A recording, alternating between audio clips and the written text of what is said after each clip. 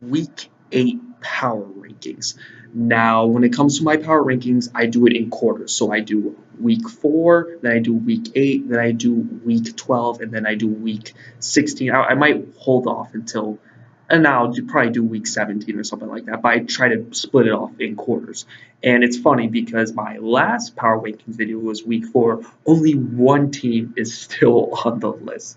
Links down below if you're interested, just to look at this nostalgia here. But just to start off, at number 5, I got the Minnesota Vikings. Now, the Minnesota Vikings, obviously, they're 6-2 record. It's hard to argue that they're not a good team. However, they haven't faced very good opponents under Case Keenum. I feel as if when Sam Bradford gets healthy, let's see what they can do. Then at number 4, we got the Kansas City Chiefs. Now, the Chiefs are a pretty good team and all. Well, not a pretty good team. They are a good team.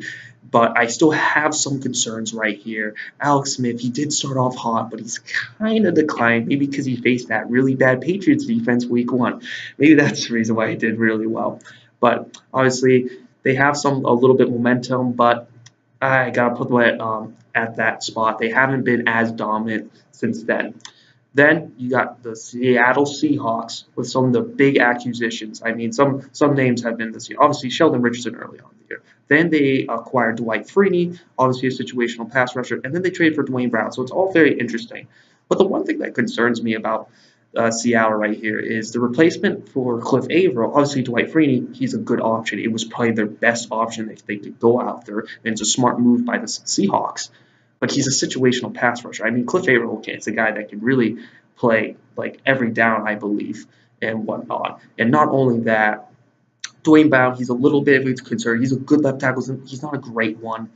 He might not exactly carry it away. You might not be able to run the ball exactly towards his side. There's just a little bit of that concern right here. And Seattle's defense, I know Deshaun Watson had a great game and all that, but the Seattle defense, it doesn't look as dominant. It's still a great defense, but it doesn't look as dominant as it was. I think like the 2013 Seattle Seahawks defense is was one of the greatest defenses I've ever seen. Like if you asked me what's better, the '85 Bears or the 2013 Seattle Seahawks, I mean, it's a real debate right there. I might have to go with the Seattle Seahawks just because the Seahawks play in a harder era and all of that. So there's some concern there, but I have to put them at number 3. And the ESPN article that has their own power rankings right down there from 1 to 32. We obviously know what the 32nd team is, but they put Seattle number 6. I had to put them at number 3 right there. I think they're that's too low for them. I put them at number 3. Next one, I got the New England Patriots. Their defense has improved so far. I think the offensively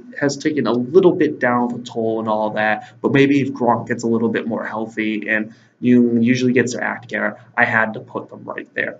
And then at number 1, the Philadelphia Eagles. The Eagles team, they remind me of the 2010 Green Bay Packers. Yes, the team that won the Super Bowl. And the reason why they remind me of it is because that offense was very Aaron Rodgers centric, similar to Carson Wentz. And a lot of people would look at, if you really think of the Philadelphia Eagles, you could say that their team is underrated on paper offensively, but in reality, I wouldn't really say so. It's Carson Wentz, the O-line, and then, I mean, Jay Ajayi's a name, but he isn't that great. Neither is LeGarrette Blount, even though I like Blount. Then you have Alshon Jeffrey. I mean, Zach Ertz, like, they're not like bad. It's just I'm not blown away from them. But they do got a damn good front seven, and they do have one notable guy in the secondary who I love in Malcolm Jason. I put Philadelphia right down there. I think everyone's picking Carson Wentz to win the MVP, and I think people are predicting the Eagles to win the Super Bowl this year.